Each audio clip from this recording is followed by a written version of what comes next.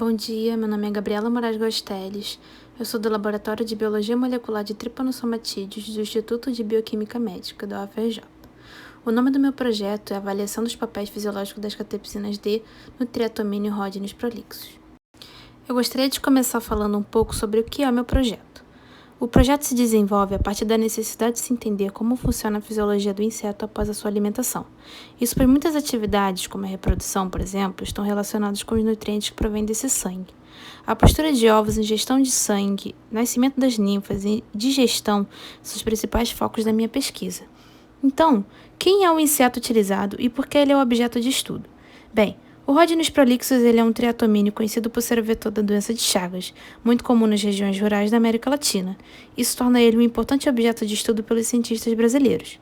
A necessidade de entender como a fisiologia digestiva se relaciona com o protozoário da doença de Chagas, o Trypanosoma cruzi, completa seu ciclo de vida no intestino do inseto, é um dos principais fatores que levou ao desenvolvimento do meu projeto no laboratório.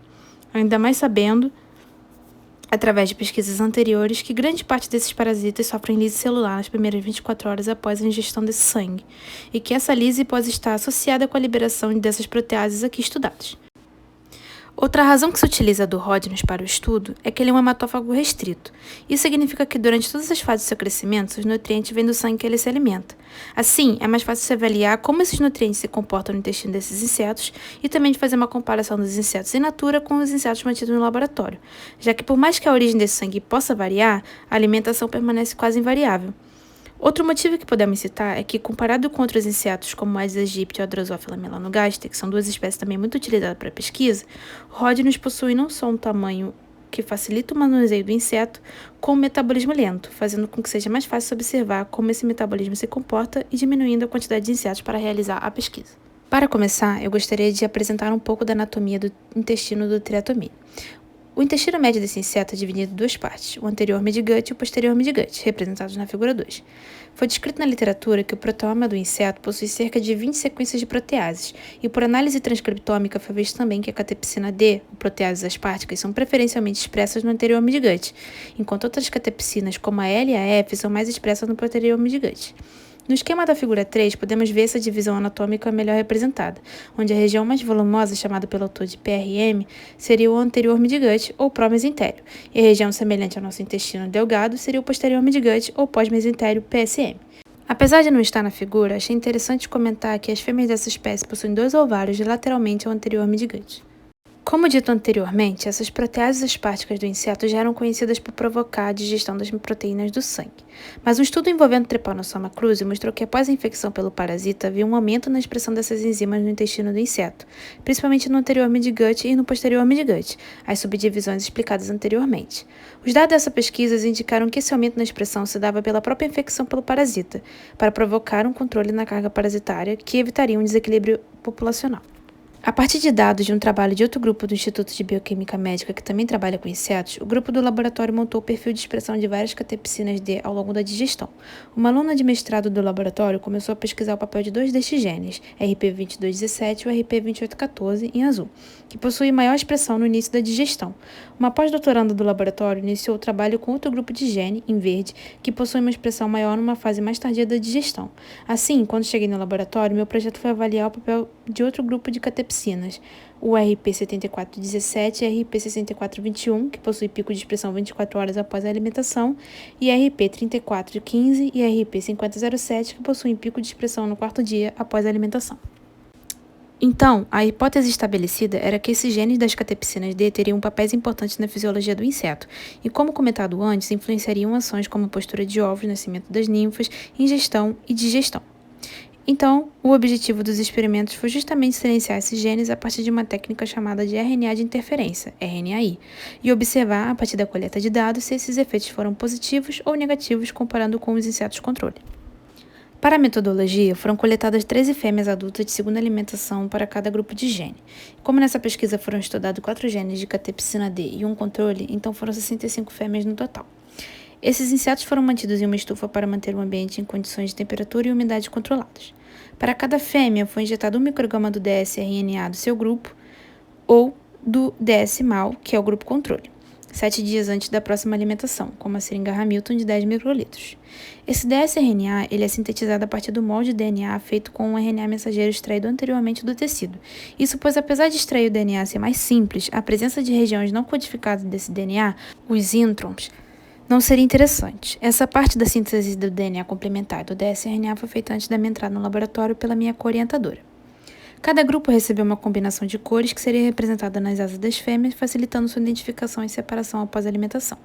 Essa alimentação foi feita em orelha de coelhos vivos por cerca de 40 minutos dentro da colônia. Essas fêmeas, no dia da alimentação, foram pesadas em jejum e imediatamente após a alimentação para a quantificação do sangue ingerido. Esses insetos foram separados posteriormente em potes individuais para que se pudesse avaliar a postura de ovos e o nascimento das ninfas sem interferência das outras fêmeas. No quarto dia após a alimentação, 3 insetos de cada grupo são escolhidos de forma aleatória para serem dissecados. Esses insetos são separados numa placa gelada para diminuir sua reação e são um por um dissecados numa placa com tampão PBS, onde se retirava o intestino e colocava no microtubo. Para a extração do RNA desses tecidos, foi feita uma homogeneização com pistilos de plástico adicionados químicos, como o reagente trisol e o etanol, buscando homogeneizar as amostras, separar as fases e isolar o RNA. Antes e após a dissecação, durante 28 dias, de 3 em 3 dias, esses insetos são novamente pesados e a partir do quarto dia, os ovos colocados são contados e ambos o peso e a quantidade de ovos são anotados. Coloquei a tabela do grupo DSRP 7417 para demonstrar como esses dados são coletados no ambiente do laboratório. Aqui eu queria explicar melhor o que é o RNA de interferência, que é a parte inicial do experimento. Basicamente, o RNAi é um processo onde se produz uma molécula de RNA dupla fita, ou seja, fitas complementares. Esse RNA dupla fita, ou dsRNA, é injetado nessas fêmeas adultas, onde lá dentro, no citosol das células desse inseto, essas fitas se separam e uma delas é degradada, enquanto a outra é captada por uma enzima, que começa a procurar nos RNA mensageiros uma fita que se encaixe na fita injetada. Esse RNA mensageiro que for complementar ao dsRNA é então degradado e dessa forma a proteína que seria traduzida a partir dele passa a não existir ou ter sua quantidade reduzida significativamente. Essa técnica é uma forma de silenciamento pós-transcricional. Coloquei uma figura representando como esse processo ocorre. Aqui, um fragmento do dsRNA se pareia com o RNA mensageiro, causando a destruição do RNA mensageiro e, por consequência, a diminuição da tradução da proteína. Conforme esses dados são coletados e tabelados, a partir deles foi feita uma análise estatística para avaliar a ingestão de sangue, número de ovos e eclosão. De início, foi feito um teste de normalidade para verificar se os dados têm distribuição normal. Caso fosse confirmada a distribuição normal, seria feito um teste T para comparar os grupos testados e o grupo controle. Se a distribuição não fosse normal, seria feito um teste Mann-Whitney para comparar os dois grupos. Sendo P menor que 0,05, a diferença entre esses grupos é considerada estatisticamente significante. Então, na primeira figura, temos o gráfico da ingestão de sangue que mostra que não houve variação entre os grupos. Na figura 12A, podemos avaliar a digestão dos insetos de cada grupo. E podemos ver que não há diferença significativa na perda de peso quando comparado com outros grupos das catepsinas e o controle. Na figura 12b, vemos a taxa de eclosão dos ovos, observando novamente não haver diferença entre os grupos testados e o grupo controle. Na 12c e 12d, vemos os números de ovos colocados por fêmeas adultas e a oviposição agora comparado com os dias após a alimentação. Nas duas imagens, podemos ver que não há variações entre a oviposição dos grupos e o grupo controle. Para avaliar a sobrevivência dos insetos, foi feito um teste estatístico com os dados da mortalidade coletados até o último inseto morto. O teste mostra que não houve variação na sobrevivência dos grupos das catepsinas e do grupo controle. Com base nos resultados, podemos dizer que não foi evidenciado nenhuma variação significativa nas ações fisiológicas que buscamos estudar. Foi feito um gel preliminar a partir de um PCR que indicava o funcionamento da inibição dos genes estudados, e o material foi levado pela pós-doutoranda para a Bélgica, onde será realizado um PCR quantitativo para concretizar a conclusão do experimento. Nos genes que já foram avaliados anteriormente por outros integrantes do laboratório, foi possível observar algumas diferenças em alguns deles, como a diminuição na oviposição, aumento da sobrevivência e diminuição na velocidade da digestão. Assim como isso pode significar que esses genes realmente não estão associados com a fisiologia do inseto, podem significar outros fatores também, como uma possível superexpressão de outras catepsinas de forma a compensar a inibição da outra, ou até que esse papel só ficasse visível quando essa inibição fosse feita em conjunto com outros genes.